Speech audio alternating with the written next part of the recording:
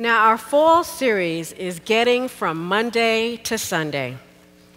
Monday, Tuesday, Wednesday, Thursday, Friday, then there's Saturday, then Sunday. Every day, it can be an uphill battle. I know. But you know, the good news is we have faith and hope through and in Christ to lift us up in the midst of disappointment and discontent. No Church in the Wild, Disappointment and Discontent is the second sermon in the Monday-Sunday series. Do invite others to come to hear this series of sermons as we continue over the next weeks. Together, let's begin this journey of disappointment and hope. Through me, the way to the suffering city. Through me, the everlasting pain. Through me, the way that runs among the lost. Justice urged on my exalted Creator, divine power made me, the supreme wisdom and the primal love. Nothing was made before me but eternal things, and I endure eternally. Abandon all hope, you who enter here. Wow. These lines from Dante's Inferno, a poem from the 14th century, is one interpretation of the gates of hell. But even Dante's Inferno has a happy ending. Dante, a central character, passes through the 9 circles of hell and grapples with sin, with spiritual questions, ultimately making his way to God. Not much can compare with Dante's Inferno, but 9/11 may come close. This past Tuesday was the recent anniversary of 9/11. Yes, we were attacked on September 11, 2001, in downtown Manhattan. 2 months later, sometime around Thanksgiving in November, I returned to New York City, my beloved city, my homeland, my place of birth, my Sarajevo, a militarized zone. I felt as though I was on a pilgrimage, a sacred pilgrimage. I stood with my hands and my forehead pressed against a rough plywood wall covered with memories in the form of photos and notes. I cried. I cried. That flimsy wall circled Ground Zero, a great gaping hole that was once the great World Trade Center, a symbol of a great city. That day felt like a Dante's Inferno to me. It's not just about grief and pain, though. People in New York City have experienced healing based on visible outward signs. In downtown, tourism has increased, the population has doubled, and commercial leases have bounced back and increased. Cab drivers have returned to being surly.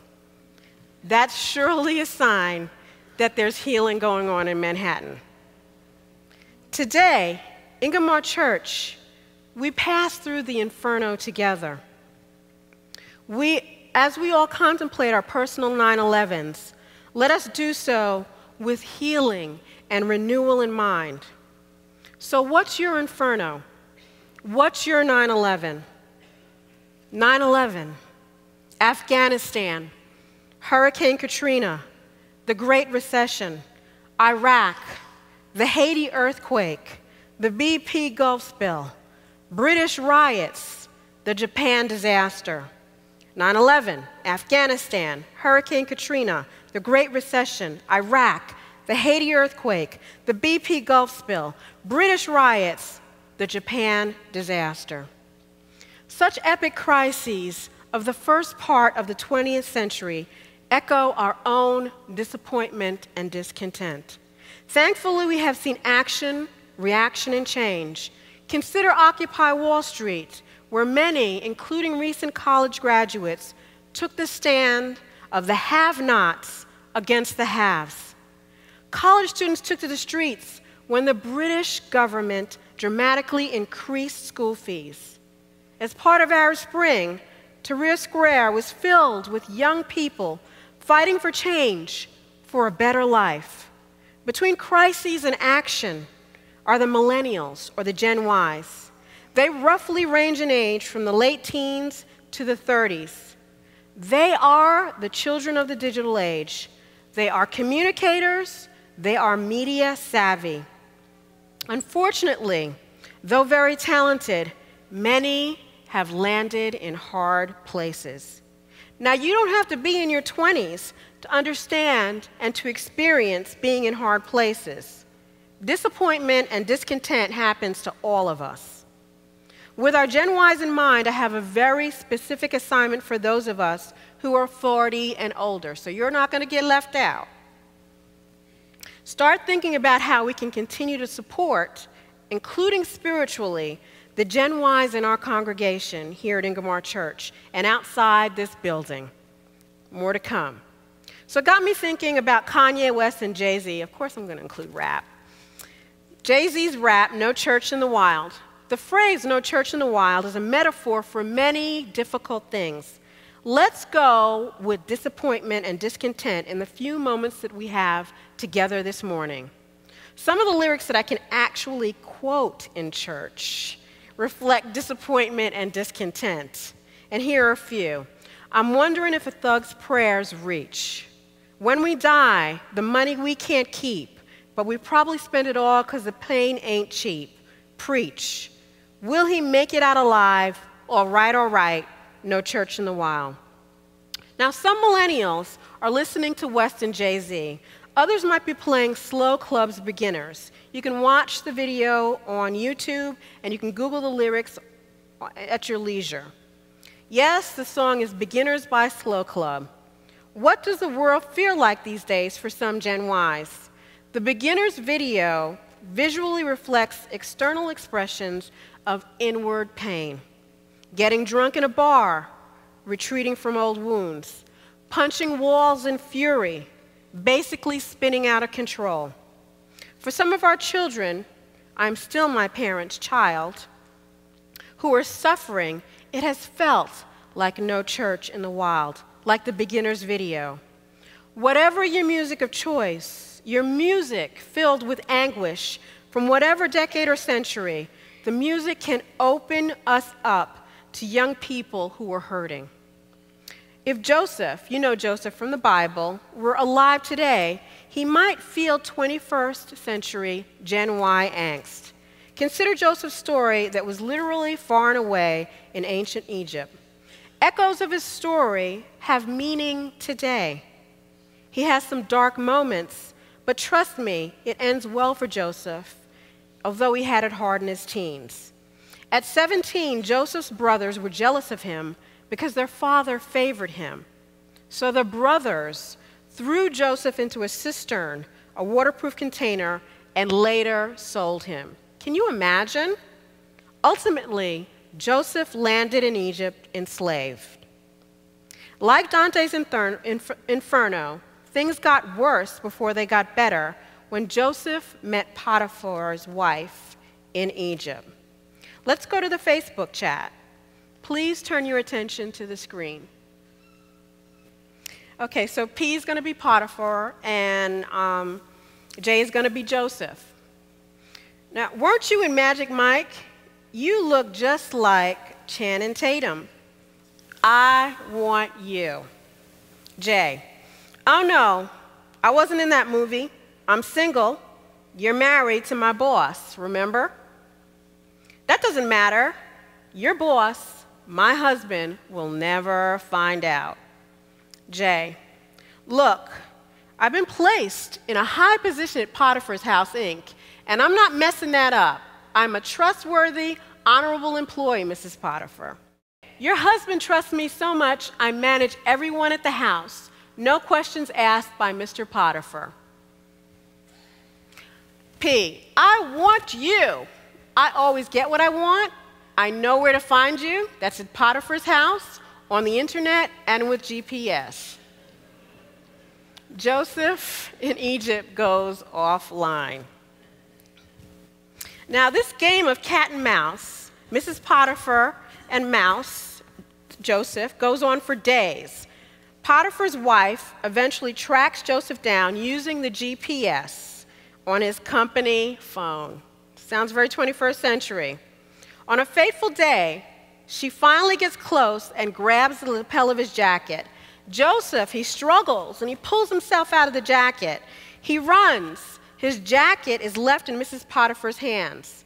Mrs. Potiphar realizes she cannot have her way with Joseph, uses the jacket as proof against Joseph, and accuses him of making advances towards her. When Potiphar learns of his wife's version of the story, he throws Joseph in prison. Joseph experiences disappointment, losing his status in Potiphar's house, and discontent in the nasty old Egyptian jail with rats, mice, fleas, and all manner of vermin. No church in the wild. The story of Joseph and Potiphar's wife may not perfectly align with that of the millennials, but Joseph's plight is a young man's plight, and we can look at it as a way for embodying larger struggles for young people today. For those of you in your teens graduating from high school, you may be wondering what the future holds. For those of you with or without a college degree, you may be wondering how unemployment rates are going to impact you. And for those of you in your 30s facing barriers buying a first home in these difficult financial times, what does the future hold? It's about struggle, the bad news, but there is more. I wish I could offer our Gen Ys a roadmap through life to see the future and diminish the angst, because it does get better. Let's look at the screen. That's Laura. She's the director here of youth ministries at Ingomar Church. So for my millennials, it says in 1 Timothy 4:12, there are some encouraging words. Don't let anyone look down on you because you are young, but set an example for the believers in speech, in life, in love, and in purity. So there is hope. Gen Ys, I want you to lovingly push back. Be strong with those who test and challenge you because you are so young. Also be open to conversations. Add to that as believers that we have Christ, and we can set an example based on Christ for others in difficult times. And for those of you who are either distantly orbiting or in relationship with Gen Ys, back to the assignment that I mentioned earlier. Please listen. Reach out and support our young people. Now, here's an example that might help with brainstorming ways of helping our children. You know, I recently met a young woman, and she is working in Haiti with a nonprofit. So she's physically located in Haiti. So I asked her when I met her, let's stay in touch. And what is your favorite form of communication? And I thought it was going to be Facebook. I thought it was going to be Twitter. But she actually said Skype, which I'm really rusty on. Now, I hadn't been on Skype in years, but I immediately downloaded the app on my iPad, and I signed in. And what T did, that's the young woman, she did the rest by setting up the connection on Skype for us. We've started the beginning of what I hope will be an enduring relationship. It may not be traditional in terms of meeting at a coffee shop, but it is a relationship. For her, using Skype means that she doesn't have to pay for international phone calls on a cell, and that she can see the faces of the people that she cares about. So the takeaway is, like me, try to find a way to meet our Gen Ys where they live and meet them at their place of need. Seek out and develop relationships with them. We live in a world where we need to focus on risk-taking mission and service, and this is a perfect example.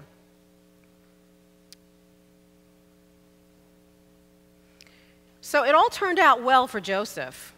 He ended up serving with the Pharaoh. He got out of jail, he was released, and he was elevated to an incredibly high position. So I want to say that there is hope. There is hope in the wild.